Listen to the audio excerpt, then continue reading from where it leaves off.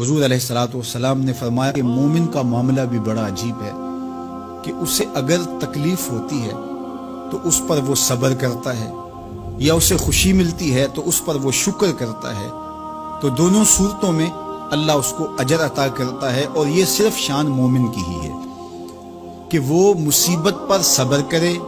बल्कि फरमाया कि मोमिन के पाँव में कांटा भी चुभता है तो उसका भी उसको अजर दिया जाता है, उसके दर्जे बुलंद होते हैं, उसके गुनाह माफ़ कर दिए जाते हैं, उसकी खताओं से दरगुजर कर लिया जाता है। लेकिन ये मशरूत है उस तकलीफ को सब्र के साथ बर्दाश्त करने से।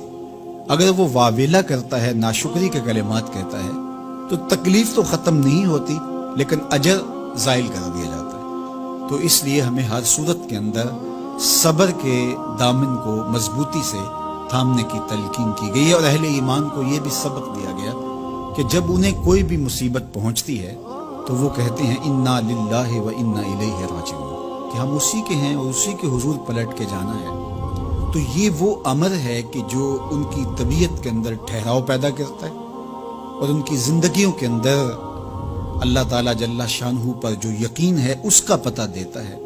अगर मुसीबत को अल्लाह की तरफ से समझ के, मान के सब्र किया जाए, उसको मकदूर समझा जाए, उस पर वावेला ना किया जाए, अल्लाह की नाफरमानी का कोई कलिमा ना बोला जाए, अपने अकीदे में तजल्जुल ना आने दिया जाए, अपने रवैयों की खूबसूरती को ज़ाइल ना होने दिया जाए, तो इसका मतलब है कि वो शख्स मोमिन है, उसका यकीन है कि ये अल्लाह की तरफ से है।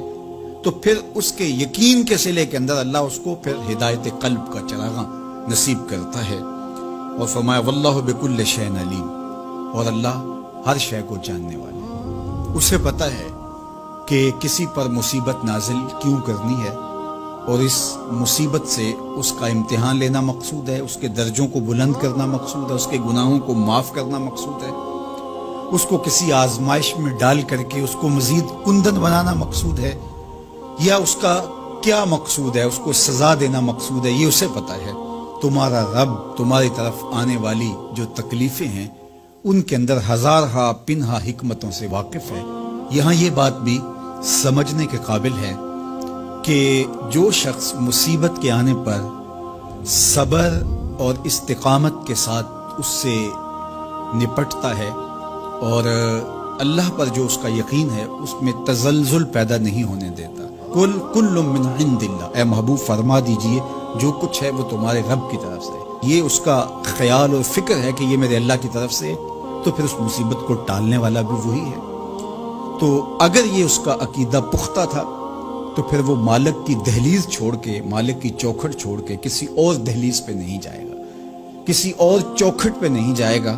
वो उस मुसीबत को दूर करने वाला मुअस्सिर हकीकी अल्लाह को ही जानता होगा, और उसी के हुजूर दुआएं करेगा, इल्तिजाएं करेगा। किसी शिर्क का इर्तिकाब नहीं कर सकता है, और वो मालिक की दहलीज से कभी रूह गर्दानी नहीं कर सकता, बल्कि इस तकलीफ के आने से वो अपने रब के साथ और ज्यादा जुड़ जाएगा।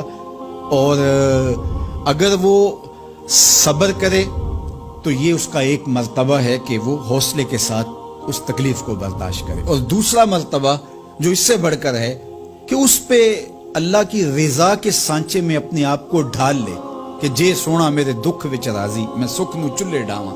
अगर वो इस बात पे राजी है तो कोई बात नहीं है, मैं इस पे राजी हूं कि मेरे रब की ये रजा है। तो ये दोनों चीजों का मिल जाना, या दोनों में से किसी एक का मिल जाना, ये अल्लाह की तरफ से उसको दिया गया इनाम है जो इस मुश्किल हालात में उसको हासिल होता है। अब वो किस कैफियत में है अल्लाह ताला उसको खूब जानता है, कि वो इस पे सब्र कर रहा है या उसका अंदर डोल रहा है। उसका अकीदा कमजोर था और वो कमजोरी के बायस जो है वो तजल्जुल का, तजब्जुब का शिकार हो गए। तो ये तुम्हारा रब खूब जानता है। तो तुम्हारे सीने के अंदर छुपी हुई कैफियत तुम्हारे रब के